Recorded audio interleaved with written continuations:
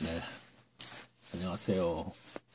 크리스천 모든 분들이 성령 안에서 의의 평강과 희락의 삶을 살기를 원하는 마음으로 26강의를 시작하겠습니다. 지난 25강에서는 휴대폰 녹음에 이상이 생겨서 녹음 1시간 전인 57분 47초에 녹음이 자동으로 끝나는 바람에 끝날 때 인사도 못했습니다. 죄송하다는 말씀을 드리면서 지난 25강에서 끝난 곳에 이어서 계속하겠습니다. 하지만 아브라함이 하란을 출발하여 가나안 땅 베델에 도착은 했지만 하나님께서는 아브라함을 위하여 미리 준비한 것처럼 그 어디에도 없었습니다. 그래서 창세기 12장 8절에 보면 아브라함은 밤에 맹수로부터 공격을 받을 수도 있는 산에다가 장막을 쳤다고 했습니다. 그리고는 또 이어진 9절을 보면 점점 남방으로 옮겨갔더라 라고 하고는 이어진 10절에서는 그 땅에 기근이 있으므로 아브라함이 애굽에 우거하려 하여 그리로 내려갔으니 이는 그 땅에 기근이 심하였음이니라. 이와 같이 성경의 기록을 보면 아브라함은 고향 갈대아 우르에서 전답과 그리고 형제와 친족들과도 이별을 하고 그리고 하란성에 와서는 갈대아 우르에서 함께 떠난 아버지 테라와도 이별을 하고 가나안 땅에 도착은 했지만 거처가 없는 것도 문제였지만 이제는 지독한 가뭄으로 말미암아 애굽으로 내려갔다는 것입니다.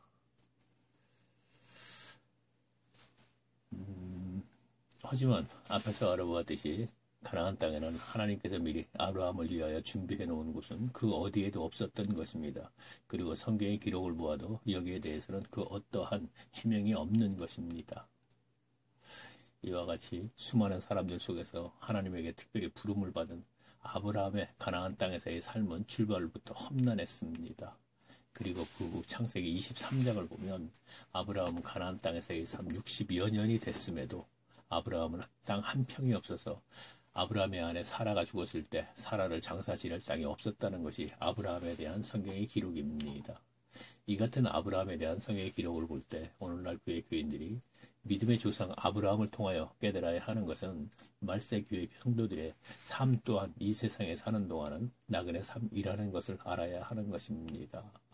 그러므로 오늘날 교회에서도 수많은 교인들 중 어떤 교인이 아브라함과 같은 나그네와 같은 삶을 살지라도 그 교인은 하나님의 자녀로서의 증거이기 때문에 기뻐해야 할 일이지 결코 슬픈 일은 아닌 것입니다. 물론 이것은 성경적입니다. 교회에서 이런 교인들을 보고 예수님께서는 알고 교인이라고 하시면서 하신 말씀은 적은 무리여 무서워하지 말라고 하신 것입니다. 그러니까 교회에서 거짓 선생으로 말미암아 종교인으로 전략한 가라지들의 조롱과 무시와 핍박이 있어도 말입니다.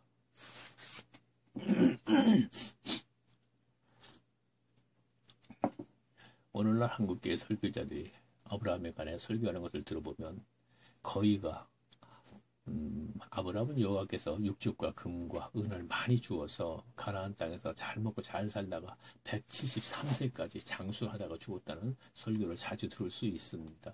따라서 한국교회 대다수 교인들 또한 그렇게 생각을 합니다.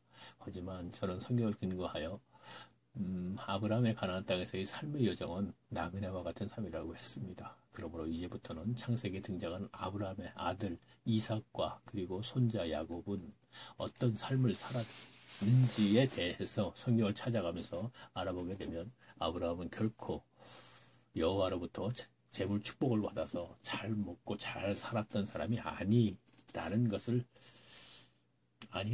확인하게 될 것입니다. 그럼 구약성경 75페이지에 있는 창세기 47장 9절을 찾겠습니다. 75페이지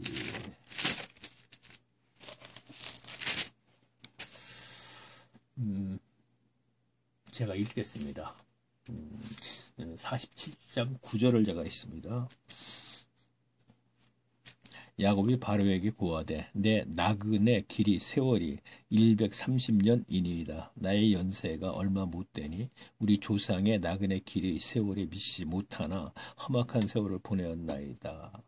자, 이거를 주제로해서 설교를 많이 들으셨죠. 그래서 알고 있는 것이죠. 그래서 뭐 설명이 꼭 필요하는 건 아닌데 그래도 여기서 이제 나그네가 강조돼야 되기 때문에 제가 이제 설명을 드리면 내 나그네 길의 세월이 130년이다. 이게 야곱이 하는 얘기거든요. 바로에게 애굽에 갔을 적에 그 애굽 왕 바로에게 이제 130년을 나그네 세월을 살았다는 것이죠. 가나안 땅에서.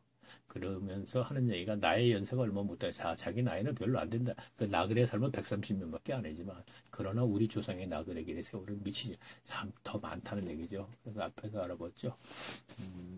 아브라함이 173세인가? 그때 이제 죽었고 야곱의 나이가 몇인지 모르겠는데 어쨌든 자기 조상들처 아브라함하고 조부 아브라함 그리고 아버지 부친 이삭의 나그네의 세월은 굉장히 더 많다 이런 얘기입니다.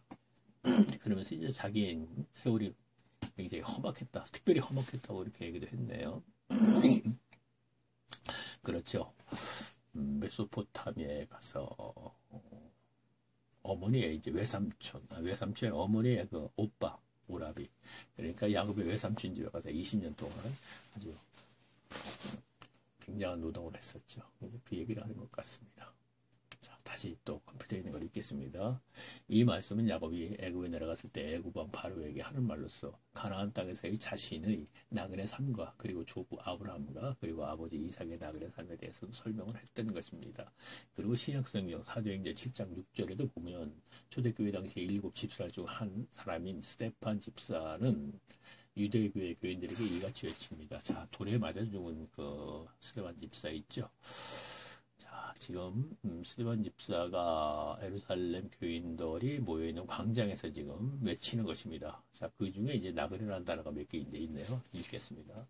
하나님이 또 이같이 말씀하시되 그 씨가 다른 땅에 나그네 되리니 그 땅 사람이 종으로 삼아 이스라엘을 400년 동안 괴롭게 하리라. 자, 이건 무슨 얘기냐면 아브라함의 후손이 그렇죠. 아까 야곱이 바로에 가서 이제 나그네 삶을 얘기하지 않았습니까? 그 야곱이 그 12 아들을 데리고 내려가서 거기서 이제 살아서 이제 세월이 흘러서 그들이 이제 나이가 인원이 많아졌었죠. 한 국가를 이룰 만한 그 인원이 됐을 적에 하나님께서 출애굽을 시켜서 가나안 땅으로 데려갔죠. 근데 그것을 얘기하는 것입니다. 그러니까 그 이전에 그 땅 사람들이 종으로 애굽 사람들이 종으로 삼아서 이스라엘은 400년 동안 괴롭게 하리라 이렇게 됐다는 얘기죠. 이제 400년 동안 괴롭게 하리라 하는 얘기인데 이스라엘은 안 들어갔습니다. 그러나 제가 이제 편의상 이해를 돕기 위해서 이제 가로 열고 가로 닫고 이렇게 써놓은 것입니다. 라고 외치고는 다시 또 사도행전 7장 26절에도 모세가 자, 사도행전 7장 27절 스데반 집사가 계속 외치는 것입니다. 모세가 이 말을 인하여 도주하여 미디안 땅에서 나그네 되어 거기서 아들을 두르라. 자, 모세가 애굽 사람을 하나 죽였죠. 그래서 이제 바로가 무서워서 도망을 갔는데 미디안 땅을 가지 않습니까? 근데 그 미디안 땅에 가서 생활하는 게 또 나그네 삶이라 이런 얘기입니다. 자, 다시 말하면 자, 아브라함이 갈대아우로 본토 친척 아비집이죠. 고향에서 떠나서 하란을 경유해서 가나안 땅에 와서 사는 게 나그네 삶이라는 것입니다. 그런데 그곳에서 이삭을 낳고 야곱을 낳지 않았습니까? 그럼 그들이 사실 고향이 되는 것인데 그들 역시 거기가 나그네 삶이라는 것입니다. 왜냐하면은 애굽을 세상을 상징하듯이 가나안 땅도 역시 함족의 아들들의 후손들이지 않습니까? 아들의 후손들이지 않습니까? 그래서 거기는 세상을 상징하는 곳이기 때문에 그리고 저희들도 마찬가지지 않습니까? 지금 현재 하나님 나라 백성이면서 세상 나라에 속해서 살고 있지 않습니까? 그러니까 세상 나라에 던져져 있는 것이죠. 거기서 연단받고 거기서 우리가 하나님 나라에 들어가서 살 때의 그 어떤 상품이라든가 여러 가지를 이제 교육, 훈련 뭐 이렇게 생각하시면 되겠습니다. 저는 그렇게 이제 표현을 한번 해보고 싶다 이 얘기입니다. 제가 이거 녹음이 제대로 되는지 모르겠습니다. 감기가 확 걸려갖고 지금 조그맣게 얘기하고 있는데 기침이 나올까봐. 자, 원래 제가 뭐 크게 시설이 잘 돼 있어갖고 뭐 녹음도 잘 되는 것도 아니니까 아마 항상 귀담아 들어야 될 겁니다. 하나님 조금 지금 새벽에 시작을 하기 때문에 이제 조금 좀 회복이 되면은 좀 크게 하겠습니다. 하나님 나라 백성이라고는 하나 사실은 세상 나라에 속했던 유대교회 교인들은 스데반 집사를 그만 돌로 쳐 죽인 것입니다. 그러니까 인류 최초 교회인 아담의 가정교회에서 세상에 속했던 가인이 아벨을 돌로 쳐 죽였듯이 말입니다. 그래요. 이스라엘 백성들이, 즉 교인이죠. 유대교 교인들이 광장에서 스데반 집사가 진리를 얘기하는 거라고 이렇게 편의상 그렇게 얘기하면 되겠네요. 그러니까 돌로 듣기 싫어서 돌로 쳐 죽였어요. 그것이 바로 인류 최초 교회인 아담의 가정교회. 그렇죠. 아담의 가정교회이죠. 그들이 가인과 아벨이 세상에 속했던 가인이 진리에 속했던 아벨을 돌로 쳐 죽였다. 뭐 이렇게 생각하시면 되겠습니다. 오늘날도 계속 연장되는 것이죠. 2000년 전에 스데반 집사가 죽었듯이 네, 세상 끝날까지 계속 진행되는 것입니다. 그리고 히브리서 11장 13절에 보면 여기도 나그네라는 그 단어가 들어가 있는 구절이 있습니다. 제가 읽습니다. 이 사람들은 다 믿음으로 따라 죽었으며 약속을 받지 못하였을 때 그것을 멀리서 보고 환영하며 또 그 땅에서 외국의 나그네로 하죠. 자, 이게 무슨 얘기냐면 이 사람들은 이게 히브리서 11장 믿음장이라 그러죠. 거기에는 아브라함, 이삭, 야곱 다 포함되는 것이죠. 모세, 아벨까지 아벨서부터 시작이 되는 것이죠. 이제. 그들이 이제 외국인과 같이 나그네로 살았다 이거야, 이 세상에서. 자, 다시 또 읽습니다. 라는 말씀이 있는데,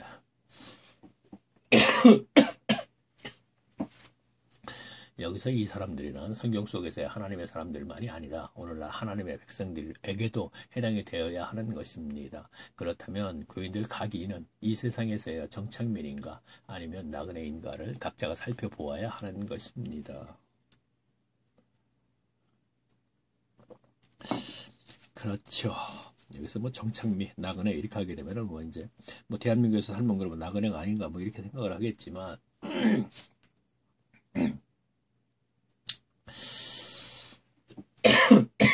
글쎄 뭘 얘기를 해야 될까? 제가 여기서 어떤 사람에 대해서 잠깐 얘기하면 이런 것이죠. 여기서 제가 그렇다면 교인들 가기는 이 세상에서의 정착민인가 아니면 나그네인가를 각자가 살펴보아야 하는 것입니다. 하는 얘기는 그것을 예를 들어서 이제 어떤 사람 경우 얘기를 할게요. 어떤 사람이 예수님을 만났어요. 그러고 나서 한 17년 동안을 11번을 이사를 해요. 그래서 그 이사를 하는데 그것을 가만히 지켜보니까 그 사람이 뭐가 문제가 있어서 이사를 하는 것이 아니고 정착시키지는 않더라 이런 얘기입니다. 어쨌든 그 사람의 직업이 무엇이든 간에 그가 정착을 해 있으면 그는 거기에서 돈을 벌게 돼요. 어느 정도 그러니까 통장에 이제 저금이 된다 이런 얘기입니다. 돈을 많이 번다 이런 뜻은 아닙니다. 돈이 조금씩 쌓이게 되면 아무래도 그 사람은 돈을 약간 의지하는 그런 것이 있지요. 아무래도 인간은 누구나 마찬가지가 되겠죠. 소유욕이 있기 때문에 돈을 의지하게 되면 하나님을 의지하는 것이 점점 멀어질 수 있지 않습니까? 그래서 오늘날에도 가나안 애굽에서 탈출시켜서 시내산에 가서 말씀을 받고 그리고 광야에서 만나를 주었듯이 그것도 이틀치도 안 주지 않았습니까? 그러한 삶을 사는 사람도 저는 봤습니다. 그렇게 생각을 하면 이해가 좀 도움이 될 것 같아서 제가 말씀드리는 거예요. 그냥 나는 서울이면 서울, 지방이면 지방에서 나 여기서 고향이고 여기서 30년, 40년 계속 살면서 지금 신앙생활을 하고 있는데 그럼 난 나그네가 아니라는 얘기인가 이렇게 생각하시면 안 되고 거기서 산다 하더라도 일용할 양식 위에는 주지 않고 계속 훈련시키는 그런 분들도 계시는데 그런 과정을 거쳤다라든가 현재 그러고 있다라든가 했을 적에는 그거는 슬픈 것이 아니고 예수님이 말씀하시지 않았습니까? 기뻐해야 될 문제다 이런 말씀을 제가 드립니다. 그리고 이 기회에 조금 말씀드리면 저는 많은 분들의 교인들에게 이것을 볼 것이라고 생각하지 않습니다. 그냥 저의 욕심이라면 소수의 무리라도 하나님의 은혜로 교회를 찾아갔는데 그들이 오늘날의 설교자들이 자꾸 어떤 교회에 묻고 나서 자꾸 종교인을 전략시키기 때문에 그분들만이라도 도와주시면 저는 감사하다고 생각하는 사람입니다. 그리고 제가 동영상을 만들어서 올린 이후부터는 그전에는 제가 많은 사람들에게 이러니 저러니 신앙에 대해서 얘기했지만 물론 듣지도 않습니다. 사람들이. 그러나 지금은 이제 일체 말을 하지 않습니다. 제 말은 이제 동영상으로 모든 일을 올렸으면 되는 거니까 전에는 글을 올렸지만 사람들이 글을 보지 않지 않습니까? 이 동영상마저도 듣지 않는다면 더 이상 할 말은 없습니다만. 자, 다시 읽습니다. 성경의 기록이 이름에도 아브라함이 하나님의 축복으로 가나안 땅에서 잘 먹고 잘 살았다고 한다면 이것이야말로 디모데전서 4장 1절과 2절에 해당이 되는 사람이 분명합니다. 그래요. 여기서 뭐 찾아서 읽지 않겠습니다. 본인이 궁금하면 가서 보면 되는 거니까. 어쨌든 아브라함에 관한 성경의 기록을 보면 본토 친척 아비집인 갈대아 우르에서 아브라함은 혼자 떠난 것이 아니라 아브라함의 아버지 데라와 함께 떠났다는 것이 11장 31절의 내용입니다. 그리고는 이어진 성경의 기록 32절에 보면 데라는 205세에 하란에서 죽었다고 했습니다. 그렇다면 아브라함의 부친 데라는 창세기 11장 26절에 보면 70세에 아브라함과 나홀과 하란을 낳았다고 했습니다. 하지만 이들 세 아들 중 막내 아들 하란은 본토 즉 고향인 갈대아 우르에서 죽고 성경 기록이 이렇게 되어 있다는 것입니다. 둘째 아들 나홀은 갈대아 우르에서 떨어뜨려 놓고는 하나는 죽고 하나는 갈대아 우르에 떨어뜨려 놓고 데라는 하나님의 부르심을 받은 아브라함만을 데리고 데라의 아버지죠. 데라는 아브라함의 아버지 갈대아 우르에서 800km나 된다 하는 하란성까지 온 것입니다. 그러니까 갈대아 우르가 여기죠. 여기서부터 이제 여기까지 제가 이제 800km라 그랬죠. 여기에서 이제 부엘세바까지도 800km, 이파리 1600km를 했습니다. 가나안 땅까지. 그러니까 갈대아 우르에서 하란 경유에서 여기까지 1600km를 왔다는 것이죠. 그럼 갈대아 우르에서 여기까지 하란이면 어디죠? 서울에서 부산까지 한 400km를 잡았을 때 왕복이 되겠네요. 여기서 부산역에 다시 또 이렇게 800km. 네. 그래요. 제가 지도를 강조하는 이유는 이런 것을 알고 보았을 때 우리는 좀 더 실감할 수 있죠. 그냥 계속 그 거리다 뭐 모르고 듣는 것보다는. 다시 제가 읽습니다. 그리고는 데라 나이에 145세가 됐을 때 데라는 장남인 아브라함마저도 하란에서 가나안 땅으로 떠나보내고 나서 데라는 홀로 하란성에서 60여 년의 긴 세월을 홀로 살다가 죽었다는 것이 하나님께 특별히 은혜 입은 믿음의 조상이 될 아브라함의 아버지 데라의 일생입니다. 이와 같이 데라는 알고 보면 육신을 안락하게 해주는 문명과 그리고 마음을 즐겁게 해주는 문화의 나라 갈대아 우르에서 전답과 친척들을 뒤로하고 하나님의 명령에 무조건 복종을 했는데 세상 사람들의 관점으로 볼 때 그의 삶은 결코 행복하다고 할 수 없는 것입니다. 그렇죠. 세 아들이 있었는데 하나들은 고향에서 죽고 그리고 한 아들은 고향에다 띄워놓고 하나들만 데리고 지금 하나님의 명령을 받고 지금 800km나 되는 하란에 간 거예요. 그래 여기 와갖고 75세 돼가지고 다시 또 아브라함이 75세에 또 그 큰아들마저도 이제 떠나보내고 여기에서 지난번에 제가 아마 언급을 했을 거예요. 60여 년 동안 하란에서 홀로 살다가 250에 죽었다 이런 얘기를 제가 말씀드렸죠. 그래요. 세상 사람들의 관점으로 올 때 그게 결코 그것을 행복이라고 할 수 있겠느냐 이런 얘기죠. 자, 다시 읽습니다. 하지만 여기서 교회 교인들이 알아야 할 것은 아브라함의 아비 데라에게는 세상 사람들이 모르는 평강과 희락의 마음이 있었을 것이라는 것을 알아야 합니다. 뭐 있었을 것이 아니고 사실 있었습니다. 분명히 성경적인 근거로 얘기한다면. 그래서 제가 앞에서 항상 인사말에 그러죠. 크리스천 모든 분들의 성령 안에서 의의 평강과 희락으로 살기를 원하는 마음으로 제가 이 동영상을 만들고 있다고요. 네, 그것이 교인들의 궁극적인 목표는 그겁니다. 그것이 바로 구원의 확신이고 그것이 바로 천국 보증이죠. 보증. 그런 삶을 살아야지. 다시 말하면 현세에서 천국 삶을 살지 않고 어떻게 내세의 천국을 보장받을 수 있겠습니까? 제 얘기는 그것이죠. 다시 읽겠습니다. 이와 같이 하나님의 신앙은 하나님께서 만나주시면 잘 먹고 잘 사는 것이 아니라 잘 먹고 잘 살게 해주었던 것들인, 그러니까 요한일서 2장 16절 말씀에서처럼 세상으로부터 온 모든 것들을 버려야 하는 것입니다. 육신의 정욕과 안목의 정욕과 이 세상에서의 자랑거리들을 말입니다. 누가 새벽에 밖에서 소리를 지르니까 개가 자꾸 짖으니까 거기에 신경이 좀 쓰이는 거죠. 누가 오셨나 하고. 제가 휴대폰에도 낮에 또 이따 없이 전화가 오기 때문에 제가 새벽에 일어나서 하니까 목소리도 안 나오고 지금 미안한 마음이지만 계속 진행해야겠습니다. 그래서 마태복음 2장 10절에 보면 예수님께서 베드로와 안드레를 만나 주시자 베드로는 곧바로 그래요. 이 세상의 육신의 정욕과 안목의 정욕과 이생의 자랑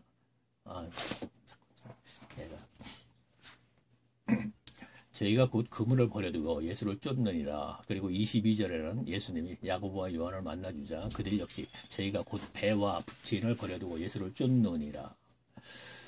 잘 아시는 구절이죠. 자, 다시 또 제자들이 예수님께서 만나주시자. 자, 예수님을 만났다 이렇게 얘기 안 합니다. 만나주시는 것이지 결코 따라가서 만나는 건 아니거든요. 만나주시자 제자들의 그 반응을 지금 얘기하는 거예요. 그러니까 베드로는 뭐라 그랬냐면 저희가 곧 그물을 버려두고 예수를 쫓느니라 그랬고 거기에 야고보하고 요한은 뭐라 그랬냐면 저희가 곧 배와 부친을 버려두고 예수를 쫓느니라 그랬습니다. 그리고 누가복음 5장 28절에서는 세리로 일하던 오늘날로 하면 뭐죠? 세무 공무원이 되는 거죠. 이것은 오늘날의 세무 공무원이 아니고 외정 때 세무 공무원이라고 생각을 해야 됩니다. 한국인으로서 세무 공무원 이렇게 생각하시면 되겠습니다. 세리로 일하던 마태복음 저자 마태를 예수님께서 만나 주시자 마태도 역시 저가 모든 것을 버리고 일어나 쫓느니라. 그러니까 그 세무 공무원직을 다 버리고 쫓았다 이런 얘기입니다. 그리고 베드로하고 야고보는 그물을 버려뒀다, 배를 버려뒀다 하는 얘기는 뭡니까? 바로 자기 직업을 다 버려두고 그렇다고 오늘날 모든 사람들이 그래서는 안 되겠죠. 특별한 경우는 있습니다. 또 어느 기간까지 그래요. 그러다 나서 나중에 이제 경제 활동을 거의 중단시켜서 계속 연단시키고 훈련시켰다가 다시 세상으로 보내서 경제 활동을 하게 만들어요. 그러나 예수님을 만나기 전하고는 좀 달라요, 상황이. 왜냐하면 예수님 만나기 전은 자기 의지로 그리고 자기 지혜로 세상을 살아왔지만 예수님 만난 후에부터는 자기 의지는 없어집니다. 자기 의지대로 못합니다. 예수님이 시키는 대로 하게 됩니다. 그렇게 되고 그 다음에 자기 지혜 전혀 맞살돼 버립니다. 어쨌든 그런 사람들이 지금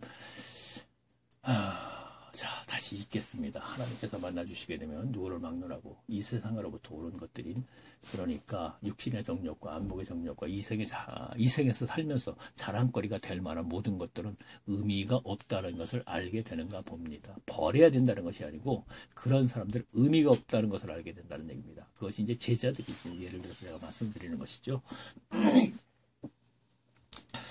이와 같이 하나님의 신앙은 하나님을 만나면 잘 먹고 잘 사는 것이 아니라 세상에 사는 동안 잘 먹고 잘 살게 해주었던 모든 것들을 버리는 것입니다.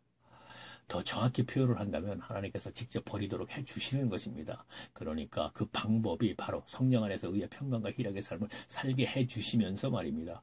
그렇죠. 세상의 것을 버리게 하고 없애면서 다시 거기에 채워주시는 게 이제 성령 안에서 의의 평강과 희락의 삶을 살게 해주시는 것으로 채워주신다 이런 얘기입니다. 그렇게 하게 되면 성경 속의 인물들을 제가 얘기하는 것입니다. 그 이전에 세상으로부터 왔던 그 행복한 것들, 모든 것, 그 조건들은 참 값어치가 없이 돼버리는 것이죠. 아마 여기 썼을 거예요. 아마 제가. 그러니까 계속 읽겠습니다. 자, 그래서 하나님이신 예수님께서 십자가의 고난 후 다시 부활하시어 그래요. 3일 만에 부활하셔서 모든 것을 버리고 예수님을 따랐던 제자들에게 앞에서 얘기했죠. 모든 걸 버리고 지금 예수님 따랐는데 예수님께서 십자가에 돌아가신 후에 다시 3일 만에 부활하셨을 때 이제 제자들이 나타나셔서 하신 말씀입니다. 찾아오셔서 하신 첫 말씀이 너희에게 평강이 있을지어다라고 하셨다는 말씀이 신약성경 요한복음 20장. 그래요. 찾아볼게요. 제가 이제 컴퓨터에다 이렇게 빨갛게 해서 찾아볼 것은 메모를 해놨습니다. 그래서 이제 알고 있으니까 미리. 자, 요한복음 20장을 한번 찾아볼까요?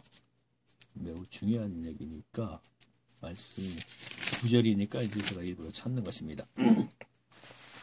20장 17절과 21절과 26절을 제가 읽으면서 설명을 좀 드릴게요. 17절.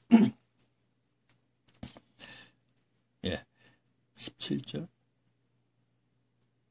17절에 읽는다 그랬나? 아무튼 읽어보겠습니다. 예수께서 이르시되 나를 만지지 말라. 내가 아직 아버지께로 올라가지 못하노라. 너는 내 형제들에게 가서 이거는 이제 제자들에게 이제 찾아오신 거예요. 그러면서 이제 만지지 말라 이렇게 했습니다. 그다음에 하시는 말씀이 19절에 보면 이날 곧 안식 후 첫날 저녁 때에 제자들이 유대인들을 두려워하여 모인 곳에 문을 닫았더니 예수께서 오사 가운데 서서 문이 닫아 있는 상태에서 예수님께서 딱 가운데 탁 나타나셨네요. 문을 열어준 것도 아닌데 서서 가라사대 너희에게 평강이 있을지어다 그랬습니다. 평강. 그리고는 20절 이 말씀을 하시고 손과 옆구리를 보이시니 제자들이 주를 보고 기뻐하더라. 그리고 21절 예수께서 또 가라사대 너희에게 평강이 있을지어다. 너 아버지께서 나를 보내신 것 같듯이 나도 너희를 보내노라. 자, 그렇죠. 그리고 다음 말씀은 이 말씀을 하시고 저희에게 항상 숨을 내쉬며 가라사대 성령을 받으라. 자, 무슨 얘기냐? 21절에서 너희에게 평강이 있을지어다. 그러고 자, 성령을 받으면 평강이 있는 것이죠. 그랬으니까 제가 성령 안에서 의의 평강과 희락이라 그랬죠. 로마서 14장 17절에 있는 말씀입니다. 그것이 현세에서의 하나님의 삶을 얘기하는 것입니다. 평강이 있을지어다. 그리고 아버지께서 나를 보내신 것. 자, 하나님 아버지께서 아들 그리스도를 이 세상에 보내셨죠. 그렇죠? 인류 구원을 위해서 구속사 문제 때문에 그게 보냈는데 예수님 그리스도께서도 제자들을 훈련시켜서 이 세상으로 보내는 것이죠. 그래서 사도직이 뭡니까? 보냄을 받은 자들 뭐 그렇다고 하는 거로 내가 알고 있습니다. 뭐 저는 신학을 안 나와서 정확히 그렇습니다 이렇게 얘기는 못하겠습니다. 그것도 뭐 책으로 본 것을 갖다 얘기하겠죠. 그런 부분은. 그러나 성경 구절에서는 제가 깨달은 것은 그렇습니다 하고 분명하게 제가 얘기를 하고 있죠. 아버지께서 나를 보내신 것 같이 나도 너희를 보내노라. 그리고 하시는 말씀이 이 말씀을 하시고 저에게 항상 자 성령을 받으라 하는 얘기는 무엇입니까? 성령을 받아야 평강의 마음이 되는 것이고 그런 문제가 되는 것이고 성령을 받아야만 이 세상에 나가서 세상을 이길 수가 있기 때문에 그러는 것이죠. 순서죠. 자, 다음에 너희가 네 죄든지 사하면 사해질 것이요. 자, 이거는 설교자들이 굉장히 잘 쓰는 그 말씀이죠. 그거 자꾸 얘기하다 보면은 결국 설교자들이 남의 죄를 사해주면 뭐 사함 받는 그런 카톨릭에서 고해성사가 있는 거예요? 그래서 생겼나? 하여튼 모르겠습니다. 자, 그리고 26절 다시 읽습니다. 그 주제도 아니니까 자꾸 헷갈리죠. 평강에 대해서 얘기하려고 그래요. 여드레를 지나 제자들이 다시 집안에 있을 때 도마도 함께 있고 문들이 닫혔을 때 예수께서 오서 가운데 서서 가라사대 너희에게 평강이 있을지어다 하시고. 자, 무슨 얘기입니까? 그러니까 여드레 전에는 예수님께서 제자들이 있는 곳에 나타나셨을 적에 도마는 없었어요. 잘 아시죠? 설교 많이 하시죠? 근데 여드레 후에 이제 다시 한번 나타나신 거예요. 도마도 있으니까 거기서 다시 한번 또 평강이라는 단어를 강조를 하셨네요. 다시 또 계속 읽겠습니다.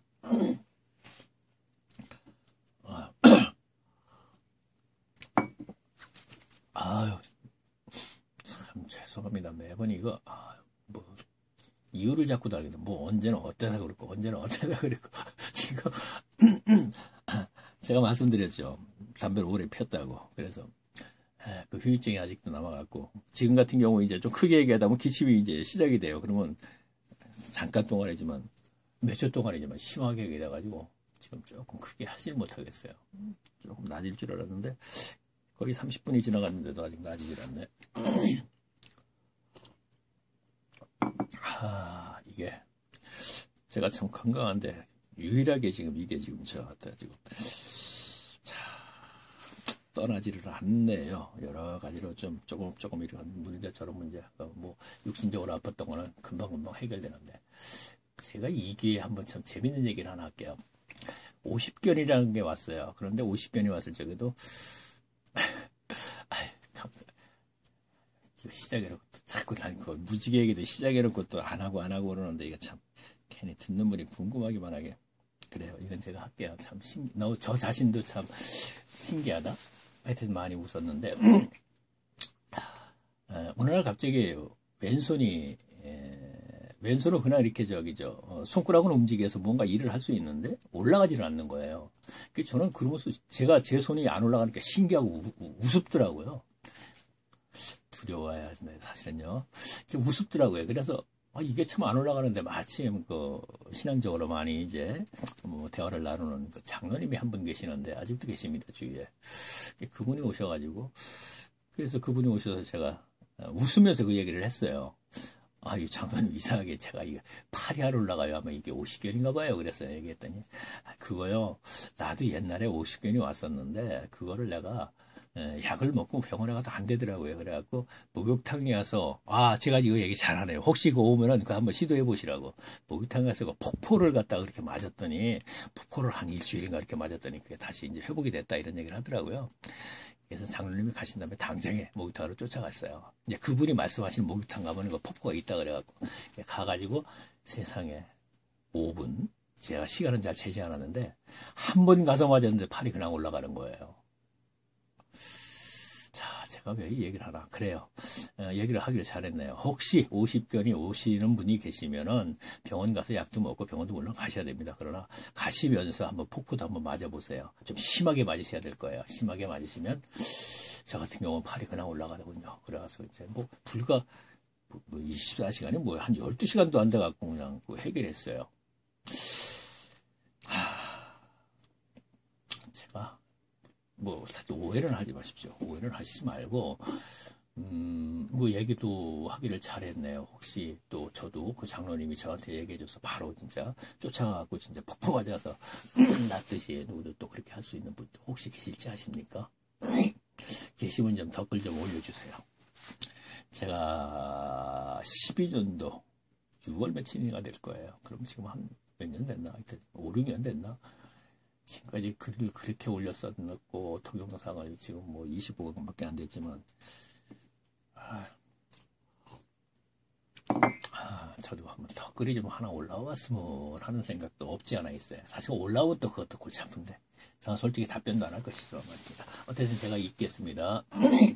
그래서 바울도 길리기아 지경 다소에서 유대 지경 예루살렘까지 유학을 와서 유대교회 선생인 서기관과 수교법사 더 나아가서는 사내들인까지 해보려고 어린 나이에 예루살렘으로 와서 청년 때까지 준비했던 모든 것들을 다메섹 도상에서 예수 그리스도께서 만나 주시자 사람이 먹으면 싸야 하는 배설물 취급을 해버렸다는 것이 사도 바울 서신서 빌립보서 3장 8절에 있습니다.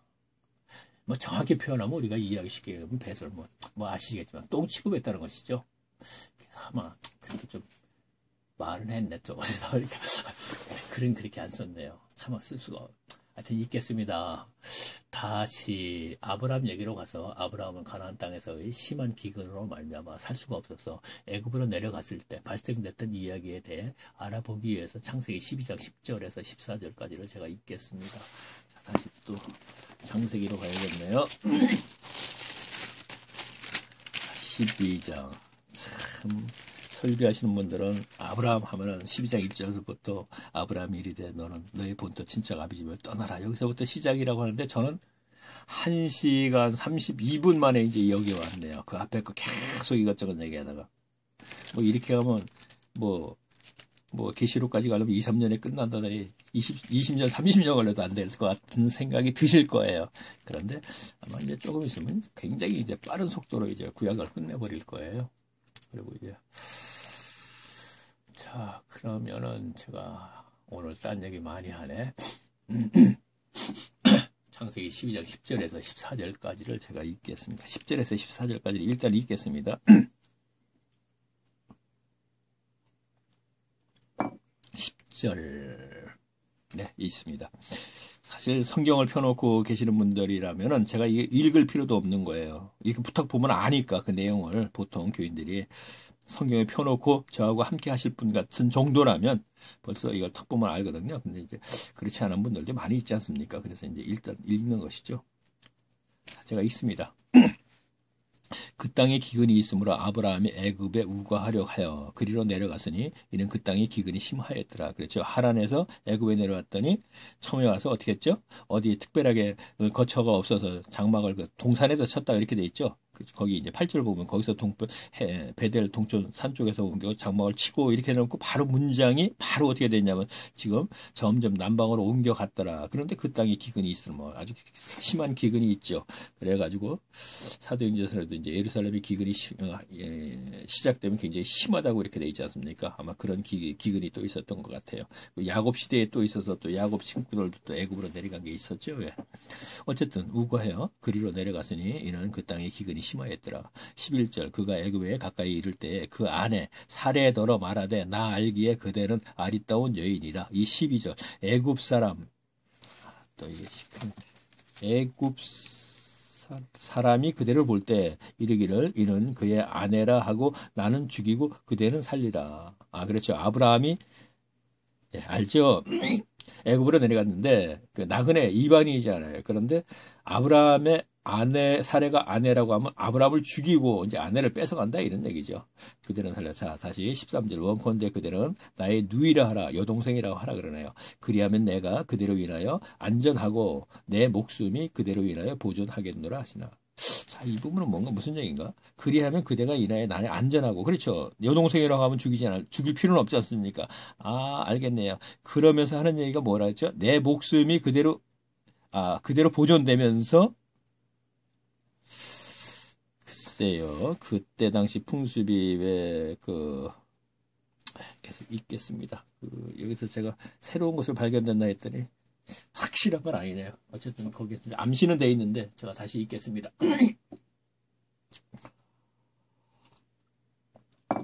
제가 지금 읽은 말씀은 오늘날 한국교회 교인들 모두가 잘 아는 얘기라고 할 것입니다. 그 이유는 설교자들이 설교 주제로 많이들 했었기 때문입니다. 그런데 설교자들의 설교를 들어보면 아브라함의 아내 사례가 나이가 60세의 할머니였지만 그래요. 설교자들이 그렇게들 얘기하죠. 60세의 할머니였지만 아마도 특별히 몸 관리를 잘해서 아름다웠던 모양이라느니 또는 사례가 아이를 낳지 않아서 아름다웠을 것이라느니 하는 등의 정말로 쓰잘데없는 그러니까 성경에서의 깨달음이 아닌 설교자의 상상에 의한 말들을 하는 것을 들을 수 있습니다. 예. 이런 얘기를 할 때는 저는 쓰잘데없는 얘기라고 생각을 해요. 왜냐하면 설교도 마찬가지예요. 하나님의 말씀이라고 본인들이 얘기하죠. 그렇다면은 세상 말 섞지 말고 오직 성경에서 깨달은 것 그렇죠. 그것만 가지고 얘기를 하면 좋겠죠. 머리로 아는 것이 중요한 건 아니죠. 그렇죠.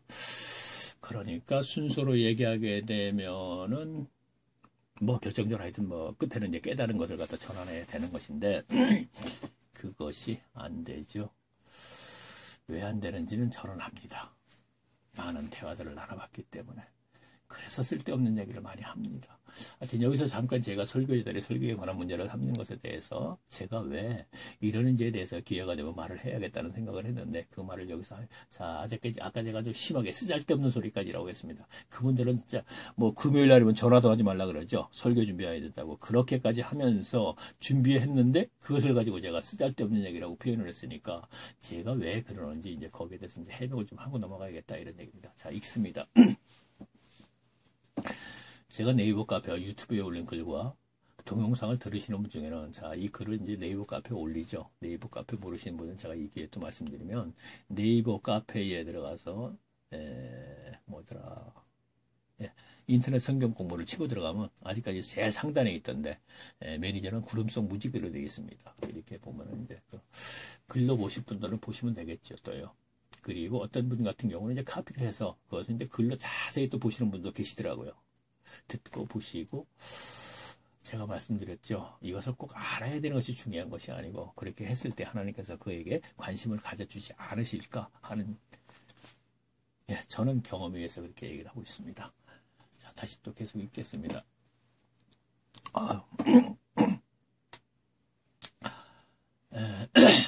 올린 글과 동영상을 들으시는 분 중에는 저보고 이런 말을 하는 분이 있을 것입니다. 이 사람은 자기 말만 하면 되지 어째서 오늘날 한국교회 설교자들의 설교 내용의 문제를 삼는지 모르겠다고 하는 분이 있을 것입니다. 그거는 저희 집사람이 계속 그래요. 제발 당신 말만 하면 되지. 왜 그들 가지고 자꾸 그들 가지고 그러는 거 아니야. 순서가 그렇지 않아. 교인들에게 일단 물어봐. 과거에 그랬듯이 요즘은 접촉이 없습니다. 그러면 교인들이 대답이 그거 아니야. 설교를 들은 얘기를 하면 그게 아니었잖아. 그러니까 거기에 대해서 설명을 하니까 순서가 그렇게 될 수밖에 없다. 이렇게 얘기를 하죠. 그래서 요번에 24강인가요? 그 존경받고 유명하시다는 그 서울의 그 분들, 특히 한 분은 또 돌아가셨는데, 그 얘기했다가 혼났습니다. 일단 올려놓은 거 굳이 내릴 필요는 없겠죠. 자, 다시 읽겠습니다. 그래서 여기에 대한 제 해명은 이렇습니다. 저는 가능한 한국교회 교인들이 잘 알고 있다고 생각되는 말씀을 골라서 알아보고 있습니다. 그 이유는 교인들이 아는 것을 해야만이 설교를 통해서 배운 것들과 제가 하는 말과 비교를 하면서 어느 것이 맞는지 판단을 할 수 있기 때문입니다. 그러니까 제가 교인들 스스로 깨닫기 바라는 것은 교인들이 오랜 세월 수많은 설교를 들으면서 알게 된 것들은 요한계시록 3장 14절에서 22절까지 기록된 라오디게아 교회와 같은 인본주의적인 교회 운영에는 많은 도움이 되겠지만 그래요. 제가 뭐 신분주의, 인본주의, 신학교 나오신 분들이 하는 얘기 있죠. 그러니까 라오디게아 교회는 지난번에 제가 같이 함께 알아봤죠. 제가 이렇게 표현했습니다. 교회 문 밖에서 예수님이 두드리 논의했으니까 쫓겨났다 이런 얘기를 했죠. 쫓겨날 건 뭐냐? 성경을 벗어났기 때문에 쫓겨났다 이런 얘기입니다. 성경을 벗어났는데 예수님 그 안에 안 계시죠. 그래서 그는 인본주의적인, 그러니까 인간의 어떤 그 의식을 만들어 놓고 인간의 지혜로 운영되는 교회. 그런 교회는 많은 도움은 되겠지만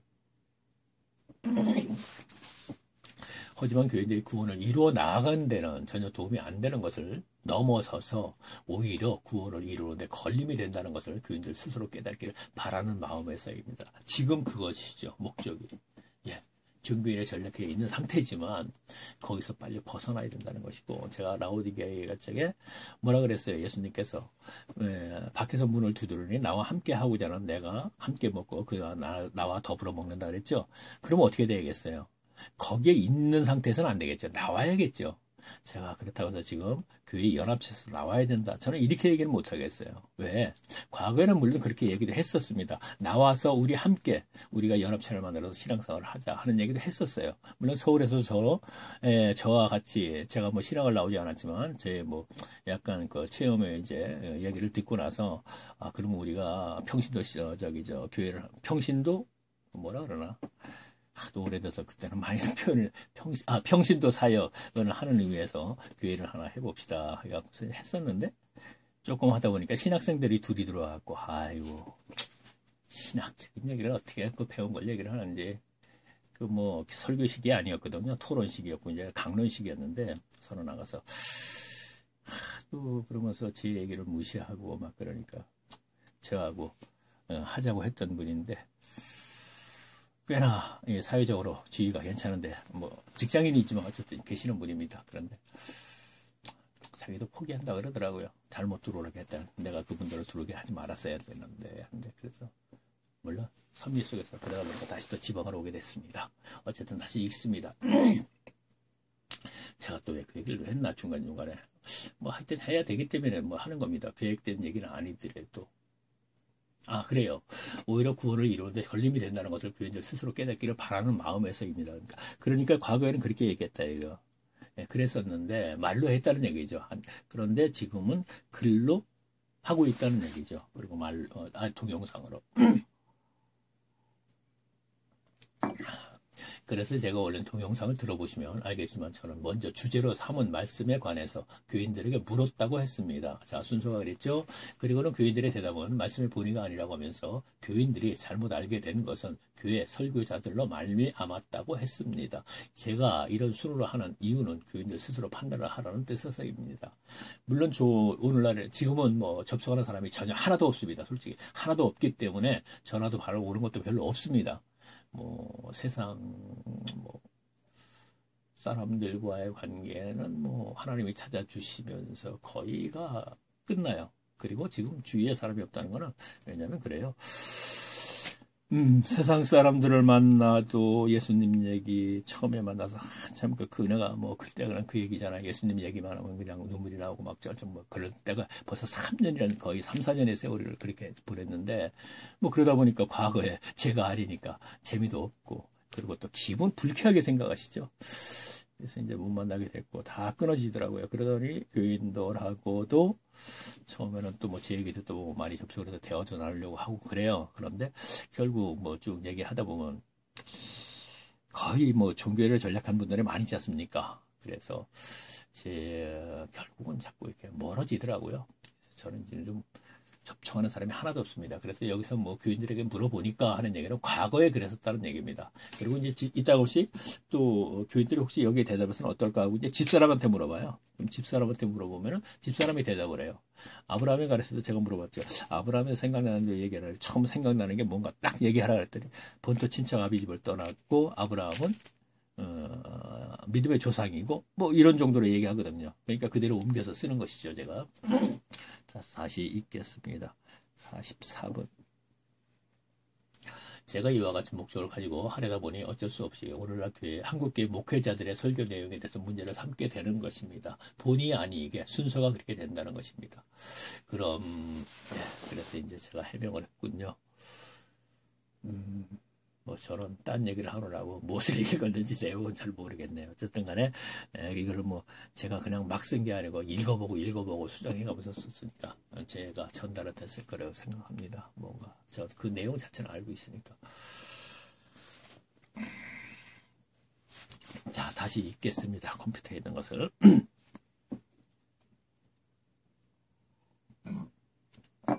그럼 다시 아브라함에 관한 말씀으로 가서 창세기 25장에 보면 아브라함은 175세까지 살았다고 했으며 창세기 23장에 보면 아브라함의 아내 사례는 127세까지 살았다고 했습니다.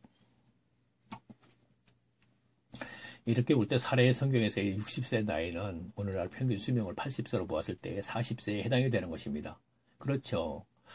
뭐 아브라함이 100 몇 살이라 그랬나? 컴퓨터가 돌아간다. 175세, 사례가 127세, 그래 127세까지 살았으니까 이것을 오늘날의 평균 수명이 80세로 잡았을 때 40세에 해당이 되는 거잖아요. 170세 반이니까 60세, 그렇죠?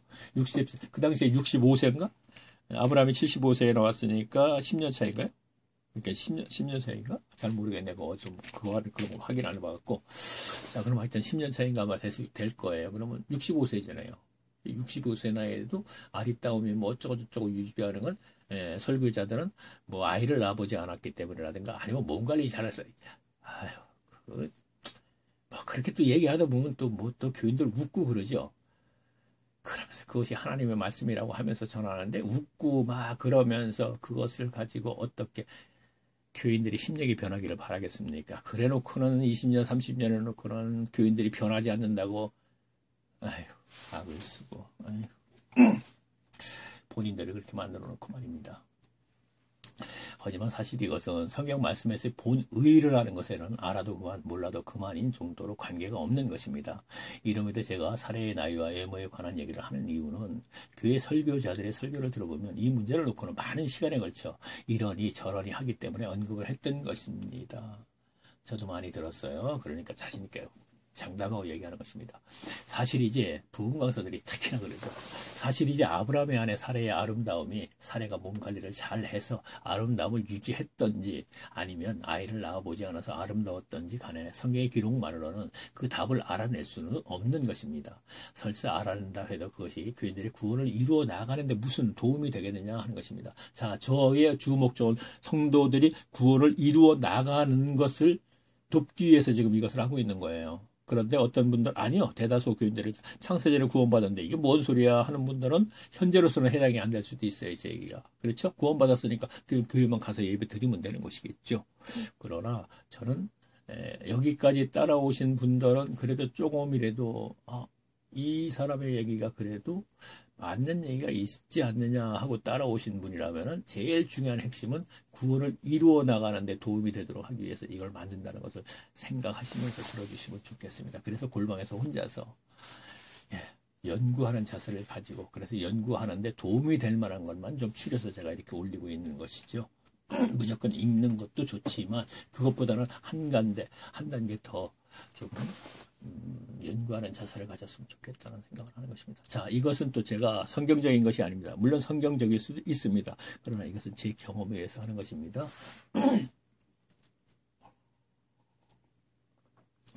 제가 10년 걸린 거 아마 한 1년이면 다 알게 되실 거예요.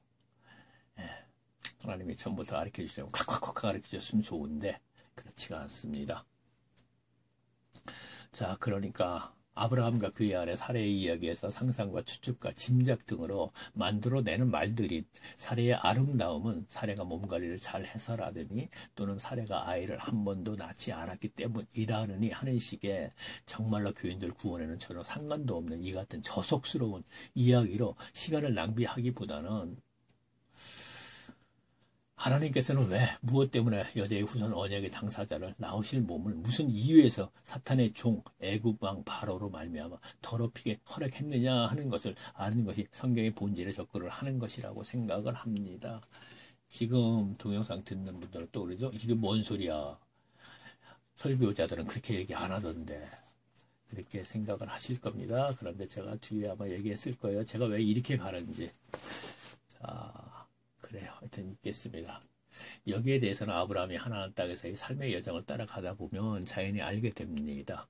아브라함이 애굽에서 나올 때 창세기 13장 1절의 기록을 보면 읽습니다.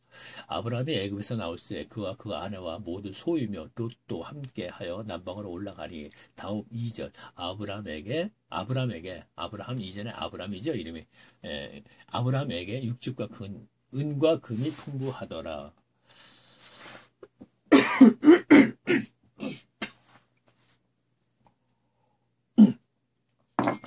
이 말씀에서 알게 되는 것은 아브라함의 아내 사레가 분명히 바로의 후궁으로 들어갔었다는 것입니다. 그리고 더욱 확실한 것은 애굽의 여자로 하갈이라 하는 사레의 몸종이 있었다는 것으로 보아도 말입니다. 물론 애굽에서 나올 때는 은과 금, 육축이 있었다 그랬지 하갈까지 같이 나왔다 이렇게 하지 않았습니다. 그러나 아내와 모든 소유모 노또 그러니까 모든 소유라고 했으니까 저는 여기에서 이것을 이렇게 이해하시면 되겠네요. 후궁으로 있을 때 후궁 자격으로 가지고 있었던 것 그건 하갈도 포함될 거죠. 그렇죠? 이제 훗날에 이렇게 보면 이제 몸종으로 이제 하갈이 이렇게 나오죠. 그러니까 이제 그것도 애굽에서 이렇게 같이 나왔다 이런 얘기입니다. 후궁에 있을 때 이제 몸종으로 있었던 사람이겠죠. 자, 다시 읽습니다.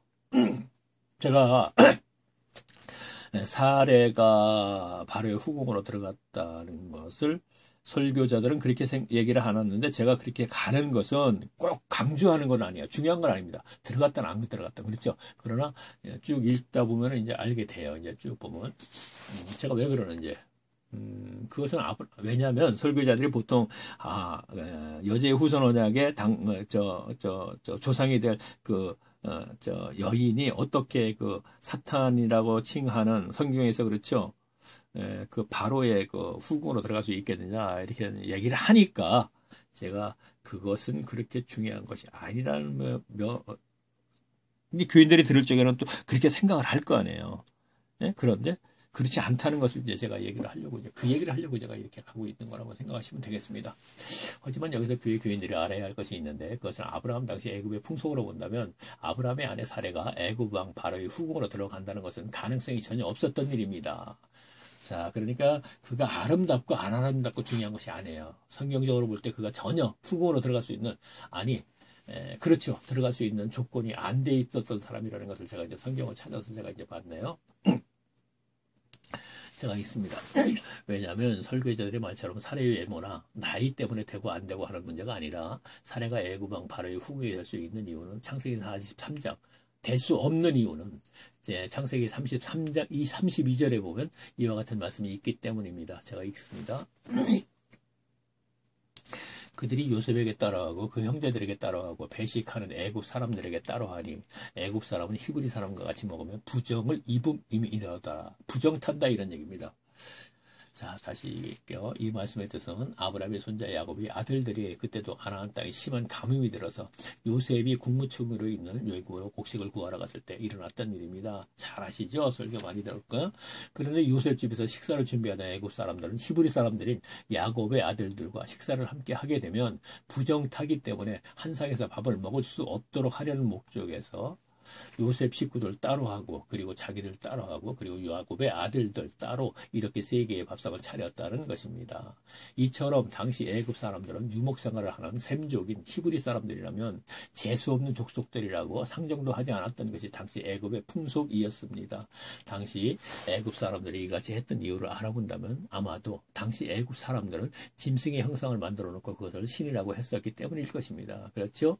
지금 뭐 피라미드라든가 무슨 또 뭐 있죠? 거기다 보면 이제 그 짐승의 사자, 뭐 황소, 뭐 이런 형상들이 많이 있죠. 이제 그랬던 시절이니까 그래서 셈적인 히브리 사람들은 유목민으로 짐승을 죽이고 또 그 고기를 먹는 사람들이었기 때문에 부정탄다고 함께 식사를 하지 않았던 것입니다.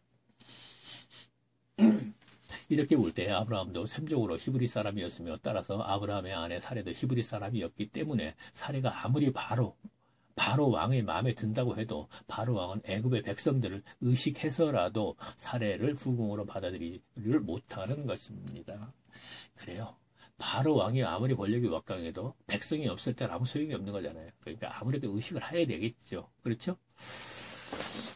그래요. 있겠습니다. 이렇게 볼 때 아브라함의 아내 사레가 바로의 후궁이 될 수 있었던 것은 하나님의 전능하신 섭리로 말미암았다고 보아야 하는 것입니다.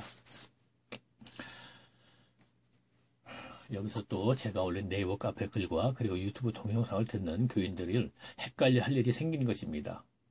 그렇죠. 제가 그러니까 왜냐하면 한국교회 설교자들 대부분은 사례가 바로의 궁으로 들어가기 직전에 하나님께서 애굽 왕 바로 집에 큰 재앙을 내려서 바로에게 빼냈다. 사라를 그러니까 바로에게 빼냈다는 설교들을 했었기 때문입니다. 그로 인해 한국교회 교인들은 그렇게 알고 있는데 저는 앞에서 아브라함의 아내 사례가 애굽 왕 바로의 후궁으로 들어갔다고 했습니다. 따라서 동영상을 듣는 교인들은 어느 것이 맞는 것인지 혼란스러울 것입니다. 하지만 혼란스러울 것이 없습니다. 사실이지 저도 개혁성경이 개혁한 것으로만 볼 때는 제가 개신교 교인들이 많으면 개혁성경을 위주로 하기 때문에요. 볼 때는 사례가 바로의 후궁으로 들어갔다고 표현이 됐습니다. 자 읽어보시면 압니다. 그렇게 가면서 읽으면 그렇게 표현이 됐다는 얘기입니다. 하지만 또 다른 성경들을 보면 사례가 바로의 후궁으로 들어가기 전에 하나님께서 빼내셨다고 한 성경들, 그렇게 표현한 성경들은 또 있다 이런 얘기입니다. 그럼에도 제가 사례가 바로의 후궁이 된 후에 하나님께서 바로에게 빼내셨다고 하는 이유는 어떤 설교자인 경우 사례의 계보로 예수 그리스도가 오실 것이기 때문에 사례로는 결코 몸을 버려서는 안 된다고 강조하는 설교자들이 있기 때문입니다. 물론 그런 분들도 있지만 교인들도 그렇게 생각하실 거 아니냐는 얘기죠. 제가 어찌 보면 대단한 것도 아닌 것을 가지고 문제를 삼는다고 하겠지만 제가 왜 이러는지는 창세기 38장 12절에서 29절까지의 내용을 보면 이런 내용이 있습니다. 자, 그거는 제가 이제 읽지 않고 그 내용을 얘기할게요. 너무 길어서. 자, 설교 시간에 들은 얘기를 합니다. 아브라함의 손자 야곱의 넷째 아들 유다가 그렇죠. 유다족으로 이렇게 그리스도교를 했죠. 근데 유다가 넷째 아들이죠. 유다는 야곱의 12아들 중에 양털을 깎으러 딥나에 갔을 때, 딥나라는 곳에 갔을 때 그곳에서 며느리인 다말을 창녀로 잘못 알고 하룻밤을 보낸 적이 있습니다. 자, 그 내용 설교로 들었으니까 설명 안 드리겠습니다. 다말이 창녀는 안 했지만 일부러 관계를 하게 됐죠. 유다하고. 자, 그렇게 돼갖고 이제 쌍둥이를 낳는 것입니다. 그런데 그로 인해 다말이 임신을 하여 쌍둥이를 낳았는데 그 이름들이 형은 베레스여 동생은 셀라다. 자, 먼저 베레스가 나온 모양입니다. 그래서 이제 족보를 보게 되면 제가 읽을게요. 그럼 이제 마태복음 1장 3절로 가서 제가 무엇을 말하는지 알아보겠습니다. 자, 마태복음으로 가야지 되겠네요.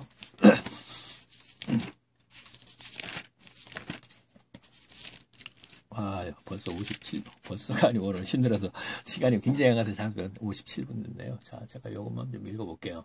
마태복음 1장 1절에서 3절까지만 제가 읽겠습니다. 아브라함과 다윗의 자손 예수 그리스도의 세계라. 자, 아브라함의 족보가 쭉 해갖고 다윗의 자손 예수님이 오셨죠. 그렇게 하면서 처음 얘기합니다. 아브라함이 이삭을 낳고 이삭이 야곱을 낳고 야곱은 유다와 그의 형제를 낳고 유다하고 12형제 낳았죠. 그러고 나서는 유다는 다말에게서 아까 다말 창녀라 그랬죠. 근데 그 다말이 사실 며느리거든요. 다말에게서 베레스와 세라를 낳고 쌍둥이 낳았다 그랬죠. 낳고 베레스는 헤브론을 낳고 자 베레스는 자 앞에 형이라 그랬죠. 앞에 성경이 앞에 형제를 앞에다 쓰게 되면 그 형이라 그랬죠. 그래서 예수님의 제자들인 야고보, 요한도 야고보가 항상 앞에 있기 때문에 야고보가 형일 것이다. 이런 설교 많이 들어보셨죠? 그래서 여기서 다메를 형 베레스, 세라를 낳고 그 다음에 세레스는 빠져버리고 베레스는 헤브론을 낳고 해요. 쭉 예수님의 족보가 베레스라는 사람이 들어갔는데 베레스가 누구예요? 다말의 아들이죠. 근데 다말이 누구하고 임신을 하게 됐어요? 자기 시아버지죠. 그러니까 시아버지. 그렇죠? 야곱의 넷째 아들 유다가 양털을 깎으러 딥나에 갔을 때 그곳에서 며느리인 제가 이렇게 얘기했지 않습니까? 자, 이거 보시면 압니다. 자, 제가 창세기 38장 12절에서 29절 내용입니다. 자, 그럼 다시 계속 읽겠습니다. 여기 보면 예수님의 조상 유다는 자부, 다말, 자부. 그렇죠. 부인의 아들의 부인이 다말과의 사이에서 베레스와 셀라를 낳았다고 했으며 다시 또 5절을 보면 예수 그리스도의 계보에 라합이라 하는 그래요. 라베라는 것도 있죠. 라합이라 하는 여리고성의 창녀도 있습니다. 자, 개신교에서는 그 뭐라 그랬더라? 창녀가 아니고 뭐라 그랬더라? 그 요정에서 뭐 그 옛날에 그 일하는 분들은 뭐라 그랬죠? 그거? 기생이라고 표현했죠. 근데 또 뭐 설교자가 또 창녀를 했으니까 저도 이제 이해를 돕기 위해서 그렇게 이제 했습니다. 뭐 표현을. 라합도 그리스도의 계보로 있지 않습니까? 이와 같이 성도의 구속주이신 예수 그리스도의 계보를 보면 막 아브라함